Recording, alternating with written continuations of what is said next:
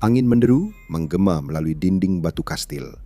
Di dalamnya sebuah keluarga berkerumun di dekat api, berdoa agar apinya bertahan sampai fajar. Karena ketika pagi tiba, perjuangan untuk bertahan hidup dimulai lagi dari awal. Saya Josh, dan di episode The Infographic Show kali ini, kita akan membahas bagaimana orang-orang tidur di kastil abad pertengahan tanpa mati kedinginan. Kamu lahir di sebuah kastil, tapi kamu sama sekali bukan bangsawan. Di usiamu yang ke-12, kamu sudah sangat paham posisi dan tugasmu. Orang tuamu adalah pelayan Adipati Barrington, seorang pria kaya dan berkuasa di wilayah Inggris ini. Ibumu bekerja bersama staf rumah tangga, membantu menjaga kebersihan kastil, menyiapkan makanan untuk Duke Barrington, dan memenuhi segala permintaannya. Sementara itu, ayahmu memiliki pekerjaan yang lebih tenang. Biasanya dia berjaga di luar tembok, menjaga gerbang bersama para prajurit muda yang telah dia latih. Dan apapun musimnya, hidupmu tak pernah mudah. Sejak kecil, kamu sudah dilatih untuk melayani. Kamu diberikan pedang kayu begitu kamu bisa berdiri. Ayahmu mengajarkanmu pertahanan dasar, cara menangkis, dan membalas serangan. Pada akhirnya kamu akan bergabung dengannya di atas tembok saat usiamu sudah cukup. Saudari kembarmu Matilda sudah memegang sapu begitu dia bisa berjalan. Kamu bekerja bersama dia dan ibumu di dapur dan di tempat cuci. Tidak ada yang namanya makan siang gratis di Kastil Adipati, dan kalian semua sama-sama berdedikasi pada satu hal, memastikan bahwa saudari kalian, Louisa, memiliki semua yang dia butuhkan. Di usianya yang baru 5 tahun, dia belum perlu tahu tentang kenyataan pahit kehidupan di kastil. Tapi beberapa hal memang tak bisa dihindari. Tahun ini musim panas terasa panjang dan panas. Sementara Adipati sedang menjamu tamu, para pelayan tidak pernah beristirahat. Di hari-hari yang melelahkan dan penuh keringat, kalian tetap harus mengangkat cucian dan mengaduk sup bersama-sama. Untungnya, kastil ini memang dibangun untuk menghadapi cuaca panas.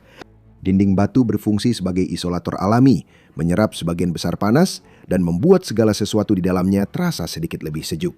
Kau teringat ayahmu, yang berdiri dengan baju zirah berat di bawah terik matahari. Logamnya menyerap panas. Sebagian besar pekerjaanmu berlangsung di bagian bawah, dengan ruang cuci berada di bawah tanah dan dapur di lantai dasar. Area yang lebih rendah secara alami lebih sejuk karena panas mengalir ke atas, dan jendela batu yang besar membawa angin sejuk saat matahari terbenam. Musim panas bisa menjadi waktu yang sulit untuk bekerja, tapi tetap bisa dijalani jika kamu tahu cara mengatasinya. Kadang-kadang kamu berpikir para pelayan lebih tahu daripada Adipati. Ruang audiensi jadi lantai paling atas membuatnya terus-menerus mengeluh tentang panas yang menyengat. Tapi kamu tahu bahwa sebentar lagi kamu akan merindukan musim panas. Segera udara dingin mulai merayap masuk. Itu membuat beberapa tugas menjadi lebih mudah, tapi juga membawa tanggung jawab baru. Kamu dan ayahmu memulai hari lebih awal dari biasanya, membelah kayu bakar untuk perapian besar milik Adipati dan untuk perapian kecil yang boleh kamu gunakan untuk menghangatkan diri di dapur. Ibumu dan saudara perempuanmu mengganti pakaian kerja tipis dengan yang lebih tebal, bersiap menghadapi air dingin di ruang cuci. Tapi musim dingin akan segera datang, dan itu bukan hanya membuat tidak nyaman, tapi juga mengancam nyawa.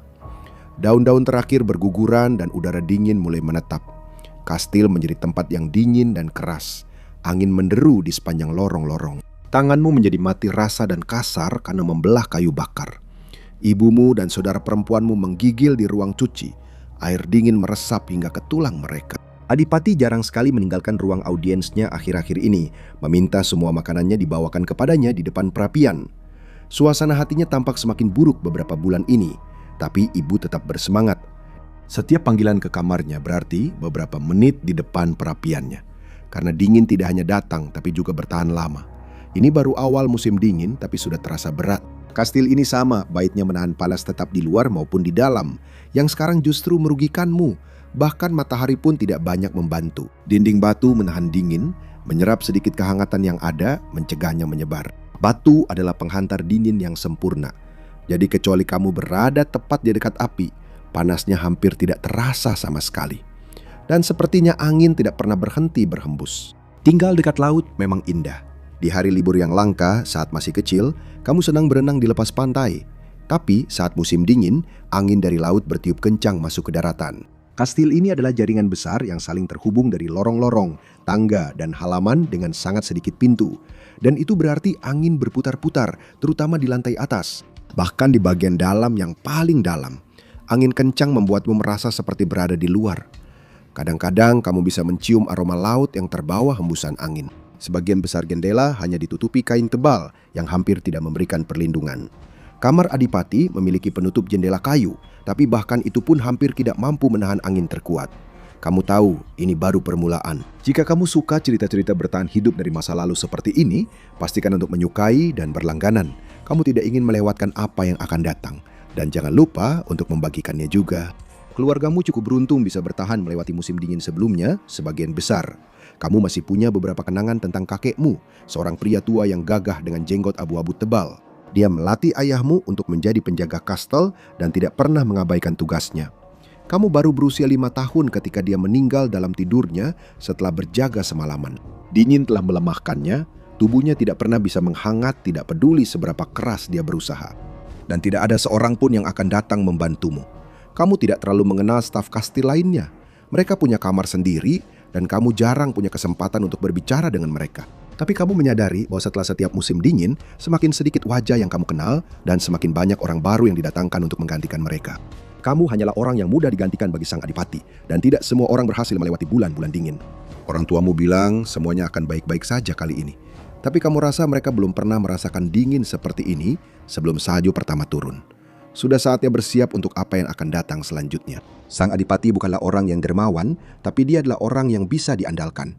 Keluargamu dibayar atas kerja kerasnya, dan itu memungkinkan ayahmu pergi ke pasar sesekali untuk membeli makanan dan perlengkapan. Selain itu, para pelayan diberikan sudut kecil di halaman untuk memelihara hewan, dan keluargamu memiliki beberapa ayam dan kambing serta kebun sayur kecil. Adik perempuanmu membantu memanen semua yang bisa didapatkan saat waktu luang. Berburu di tanah milik adipati dilarang, tetapi kau dan ayahmu masih bisa pergi ke hutan dan sesekali membawa pulang seekor kelinci atau burung buruan karena waktu semakin menipis. Kelangsungan hidupmu sedang dipertaruhkan, tapi pekerjaanmu tetap yang utama. Mengumpulkan kayu bakar untuk persediaan adipati adalah tugas utama saat cuaca semakin dingin. Dengan para pelayan diizinkan mengambil sebagian kayu yang berlebih dan tidak sempurna. Kayu itu harus dijatah dengan cermat. Matilda dan ibumu menghabiskan banyak waktu menjahit pakaian musim dingin adipati. Mereka bisa menggunakan beberapa kain sisa untuk membuat mantel musim dingin bagi keluarga. Pakaian ini terutama terbuat dari kulit dan wol, bahan hangat yang dapat menahan panas dengan baik. Namun banyak sumber panas terbaik juga membawa ancaman. Perapian di kastil selalu menyala dengan nyala besar saat musim dingin tiba, dan itu berarti cerobong asap juga bekerja maksimal. Namun semuanya tidak sepenuhnya aman. Asap merembes masuk melalui celah-celah di langit-langit dan dinding. Untungnya, asap itu naik ke atas sehingga tidak terlalu mengendap di ruanganmu. Namun, asap tetap menjadi hal yang selalu ada saat kamu bekerja di kastil. Kamu sudah menyadari batuk ibumu yang tak kunjung sembuh mulai muncul lagi seperti setiap tahun. Dia merasakan kekhawatiranmu dan meyakinkanmu bahwa dia baik-baik saja. Dan sumber kehangatan lainnya bahkan lebih berbahaya. Adipati menuntut agar kamarnya tetap hangat. Jadi, pada malam-malam terdingin, sudah biasa wadah-wadah logam diisi dengan bara panas dan diletakkan di sekitar ruangan. Wadah-wadah itu menjadi kotak-kotak kecil yang memancarkan panas, mengusir dingin dari sudut-sudut kastil yang paling dingin. Tapi ini juga membawa risiko. Wadah yang tumpah bisa memicu kebakaran. Kotak-kotak itu harus ditangani dengan sangat hati-hati. Kamu masih punya bekas luka yang buruk di pergelangan tanganmu dari sepotong bara yang terlempar dan membakarmu setahun lalu. Bekas itu sepertinya tidak akan hilang dalam waktu dekat. Dan dimanapun kamu berada, selalu ada cara untuk tetap hangat. Kamu menatap keluar jendela dan bisa melihat asap dari jalan setapak kastil. Kamu tahu itu ayah dan para prajuritnya berjaga di gerbang dan di dekat lubang perapian yang baru saja mereka gali. Ini adalah teknik dasar yang sudah ada sejak berabad-abad lalu.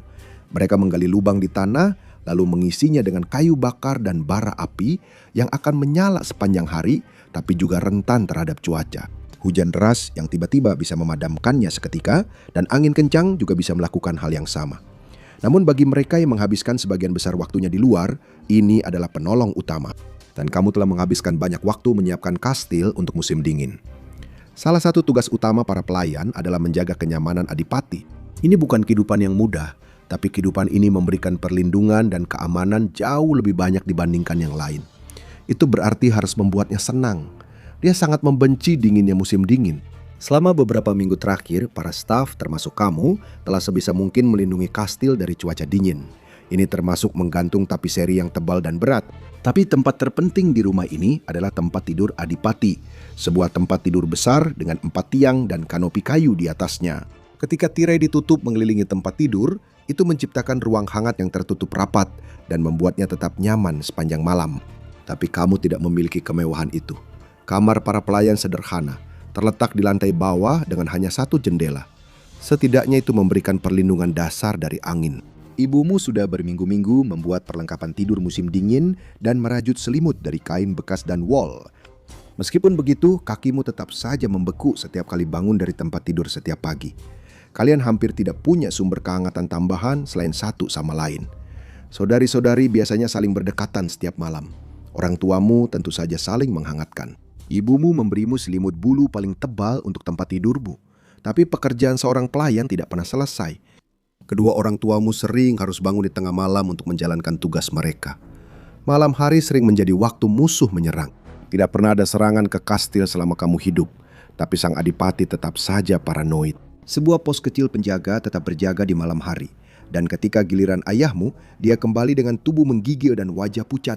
Sementara itu, ibumu bisa dipanggil kapan saja untuk mengantarkan kendi-kendi air mendidih ke kamar sang adipati atau mengisi kembali perapian miliknya. Para pelayan biasanya bergantian tugas malam agar beberapa dari mereka bisa mendapatkan kesempatan tidur malam yang layak dan penting untuk tetap mendapatkan asupan makanan yang cukup. Sumber utama untuk bertahan hidup di semua rumah selama masa yang kejam ini adalah perapian yang memiliki dua fungsi. Menjaga perapian tetap menyala, memberikan sedikit kehangatan, tapi hanya jika ada cukup sirkulasi udara agar asap bisa keluar. Kalau tidak, kamu mungkin tidak akan pernah terbangun lagi. Perapian juga berfungsi sebagai kompor, dan disitulah panci rebusan yang menjadi sumber makananmu berada. Makan bagi para pelayan kastil abad pertengahan biasanya sederhana, terdiri dari roti dan sup kental yang memberikan kehangatan yang sangat dibutuhkan selama musim dingin. Namun untuk tetap bisa makan dibutuhkan persiapan. Sup tersebut sebagian besar terdiri dari daging, biji-bijian kering, dan beberapa umbi-umbian. Dan sup itu tidak pernah habis. Setiap hari sup itu diisi lagi dengan bahan apapun yang tersedia. Biji-bijian dibeli dari pasar. Daging diambil dari ayam dan kambing yang kamu sembelih sebelum musim paling dingin.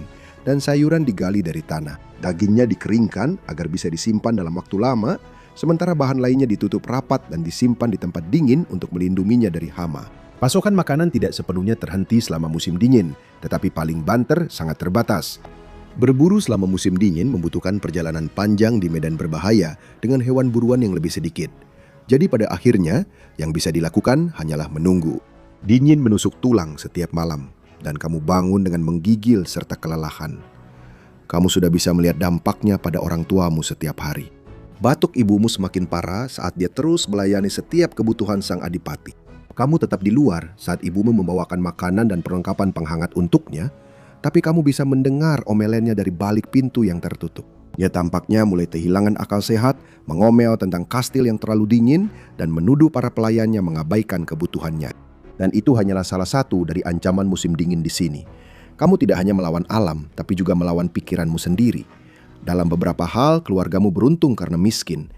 Kamu tidak punya pilihan untuk bermalas-malasan selama bulan-bulan ini. Jika kamu berhenti bekerja, kamu tidak makan atau tidak punya tempat tinggal. Tapi bagi orang kaya, musim dingin membawa bentuk keterbatasan yang tidak biasa bagi mereka. Mereka hampir tidak punya pilihan selain tetap tinggal di kastil seperti sangkar emas. Dan dingin adalah penyama derajat yang hebat. Adipati juga khawatir akan kelangsungan hidupnya sendiri, sama seperti kamu. Dan kamu hampir merasa kasihan padanya. Lalu kamu mendengar dia melempar tongkat perapian ke dinding dan memaki ibumu. Pikiran itu segera hilang dari benakmu. Saat adipati mulai kehilangan akal sehatnya, semuanya ikut memburuk. Ini adalah kastil kecil, jadi stafnya juga relatif sedikit. Biasanya ada sekitar 20 orang yang bekerja di sini, jadi orang tuamu selalu harus mempertimbangkan orang lain. Tapi saat persediaan mulai menipis dan adipati menjadi semakin pelit dalam memberi bantuan, kamu mulai menyadari semuanya berubah menjadi suram. Baru kemarin, kamu melihat Gerard, salah satu staf tertua, mengais-kais di dekat kamar keluargamu. Ayahmu mengusirnya, tapi semua orang mengerti alasannya. Begitu makanan mulai habis, orang-orang akan mencoba mengambil dari yang lain. Dan jika seseorang sudah putus asa secepat ini, kemungkinan besar mereka tidak akan bertahan sampai musim semi tiba. Dan kamu akan membutuhkan semua yang kamu miliki untuk bisa bertahan sampai akhir.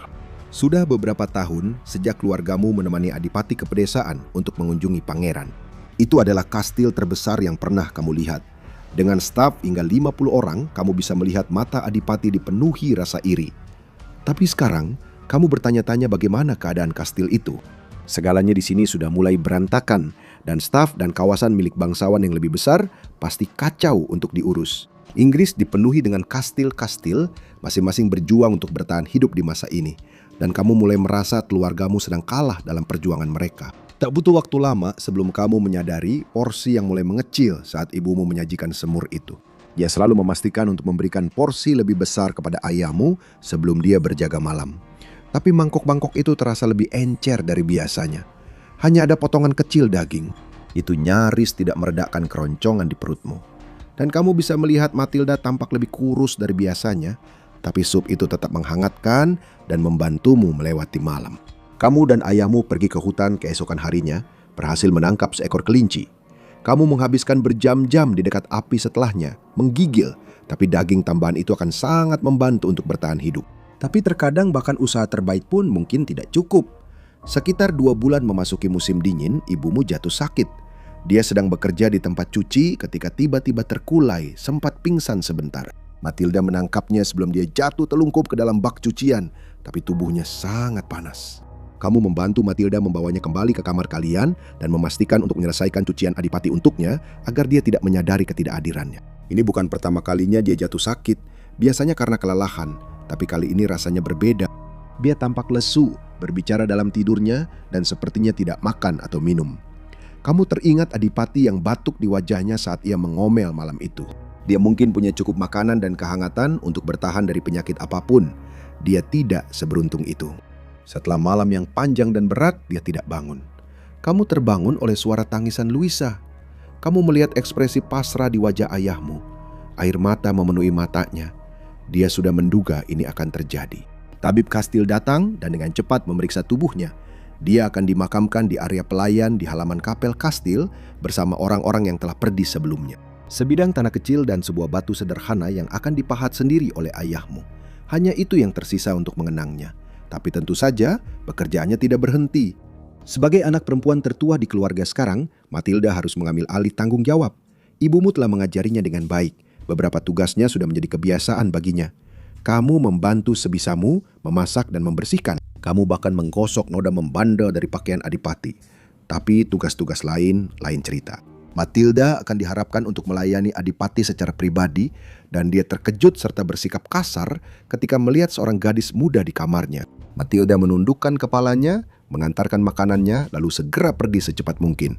Dan semua orang akan menjalankan perannya masing-masing. Kamu terkejut melihat Luisa di ruang cuci. Dia belum tahu seluk-beluk urusan cucian, tapi dia ternyata sangat pandai melipat. Kau pikir ibumu juga telah mengajarinya, dan sepasang tangan tambahan sangat berguna. Kau akan butuh waktu lebih lama dari biasanya untuk mengumpulkan kayu bakar dan berburu. Dengan satu mulut lebih sedikit, persediaan akan bertahan lebih lama. Tapi tetap saja, kemungkinan bertahan sampai bulan Maret tanpa tambahan persediaan sangat kecil. Dan semua orang tahu itu. Kau baru saja selesai menyiapkan api untuk Adipati ketika kau mendengar keributan di lantai atas. Kau segera membunyikan alarm. Ayahmu mengambil baju zirahnya dan langsung bergerak. Kau mengikutinya dan kau melihat pemandangan yang mengerikan. 2 pria penjaga menodongkan pedang ke Adipati. Mereka menuntut untuk tahu di mana dia menyimpan makanan tambahan. Inilah yang kau takutkan. Keluargamu sangat disiplin untuk menyimpan persediaan makanan pokok untuk musim dingin. Tapi tidak semua orang sebertanggung jawab itu. Dan ketika makanan habis, orang-orang menjadi putus asa dan berbahaya. Ayahmu menerobos masuk ke ruangan dengan pedang siap di tangan. Dia selalu setia pada Adipati, mungkin sampai berlebihan. Tapi dia sama sekali tidak ragu, dia tahu perannya. Kedua pria itu lebih muda, tapi kemampuan berpedang mereka jauh di bawah ayahmu. Salah satu dari mereka memanggil ayahmu pengkhianat dan langsung menyerang, tapi dengan cepat tumbang oleh tebasan tajam. Yang satunya lagi memberikan perlawanan lebih, tapi membelakangi Adipati yang kemudian memukulnya dengan kotak arang. Ini memungkinkan ayahmu mendapatkan keunggulan dan menghabisi pengkhianat kedua. Hadiahnya adalah omelan dari Adipati tentang hampir membiarkannya terbunuh dan permintaan kotak arang baru. Akhir sudah di depan mata, tapi yang tersulip masih menanti. Dengan 2 penjaga yang gugur, sisa penjaga yang ada kini semakin kewalahan. Kau mengenakan baju zirah dan mengambil giliran jaga siang. Meskipun ayahmu tidak mengizinkanmu berjaga di malam hari. Meski usiamu masih muda, tinggi badanmu hanya terpaut beberapa sentimeter dari ayahmu. Di balik zirah itu, kau sama mampunya menakuti penyusup seperti yang lain. Namun seperti yang sudah sering kau lihat, ancaman terbesar bisa saja datang dari dalam kastil. Dan kematian bisa datang secara tiba-tiba. Malam itu dingin di pertengahan Februari saat badai datang. Angin menderu lebih kencang dari sebelumnya dan salju turun dengan cepat dan deras. Matilda dan para pelayan lainnya berusaha sebaik mungkin menutup semua jendela, sementara Adipati terus mengomel tentang dinginnya udara. Kau memasukkan kayu ke dalam perapian dan memeriksa jendela-jendela. Ayahmu sedang bertugas di luar menghalangi pintu dari para penyusup yang dalam cuaca seperti ini mungkin saja adalah penduduk setempat yang putus asa mencari perlindungan dari para penyerbu. Angin bertiup kencang melewati kastil, berulang kali memadamkan api. Dan saat angin itu reda, semuanya sudah terlambat. Tumpukan salju di luar sangat besar dan butuh waktu untuk menggali cukup agar pintu bisa dibuka. Dan di sana, masih berjaga, ayahmu berdiri, baju zirahnya penuh dengan lapisan es. Kamu tidak perlu mendekat untuk tahu bahwa tidak mungkin dia bisa selamat. Dia bukan lagi pria muda dan jelas dia menyuruh rekan-rekan penjaganya masuk ke dalam sambil tetap menjaga posisinya. Itulah sifat ayahmu, selalu siap memberikan segalanya untuk keluarganya atau rekan seperjuangannya. Dan sekarang dia telah memberikan pengorbanan terakhirnya dan kamu harus menjalani semuanya sendiri. Tapi seperti biasa, hidup terus berjalan. Matahari segera muncul dan ini adalah salju besar terakhir di musim ini. Tak lama lagi cuaca mulai menghangat dan tanda-tanda pertama musim semi mulai terlihat. Kamu dan Matilda bukan lagi anak-anak. Sekarang kalian telah mengambil peran orang tua kalian. Mulai sekarang, kamu diharapkan mengabdi kepada Adipati seperti mereka. Tapi kamu telah menjaga adikmu melewati musim dingin dan terkadang itu saja yang bisa diharapkan.